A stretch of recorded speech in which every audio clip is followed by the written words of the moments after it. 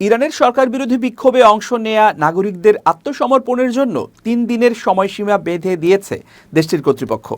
ইরানের জাতীয় পুলিশের প্রধান বলেছেন, যেসব মানুষ প্রতারিত হয়ে দাঙ্গায় অংশ নিয়েছেন তারা ৩ দিনের মধ্যে আত্মসমর্পণ করলে তাদের প্রতি শাস্তির ক্ষেত্রে নমনীয়তা দেখানো হবে।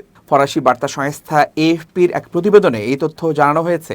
এতে বলা হয়েছে, ইরানের সাম্প্রতিক সরকার বিরোধী বিক্ষোভে অংশ নেয়া লোকজনকে আত্মসমর্পণের আহ্বান জানিয়েছে দেশটির পুলিশ।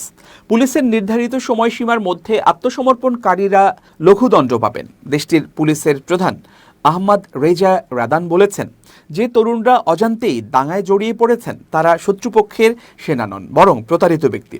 ইসলামী প্রজাতন্ত্রের ব্যবস্থার অধীনে তাদের প্রতি সহনশীল আচরণ করা হবে এবং আত্মসমর্পণের জন্য তাদের সর্বোচ্চ 3 দিন সময় দেয়া হচ্ছে। গত বছরের ডিসেম্বরের শেষ দিকে অর্থনৈতিক সংকটের জেরে সৃষ্ট ক্ষোভ থেকে যে বিক্ষোভ শুরু হয়েছে তা দ্রুতই বড় ধরনের আন্দোলনে রূপ নেয়। দেশটিতে 2 সপ্তাহের বেশি সময় ধরে চলা ওই বিক্ষোভকে গত কয়েক বছরের মধ্যে ইরানি নেতৃত্বের জন্য অন্যতম বড় চ্যালেঞ্জ হিসেবে দেখা হয়। আন্তর্জাতিক বিভিন্ন মানবাধিকার সংস্থা বলেছে, সহিংস দমন পীড়নের পর ইরানের ওই বিক্ষোভ বর্তমানে স্তিমিত হয়ে পড়েছে। বিক্ষোভ সহিংসতায় অন্তত 5,000 মানুষ নিহত হয়েছেন বলে ইরানের সরকারি কর্মকর্তারা স্বীকার করেছেন। দেশটির কর্মকর্তারা বলেছেন, শুরুর দিকে বিক্ষোভ শান্তিপূর্ণ থাকলেও পরে তা দাঙ্গায় রূপ নেয়।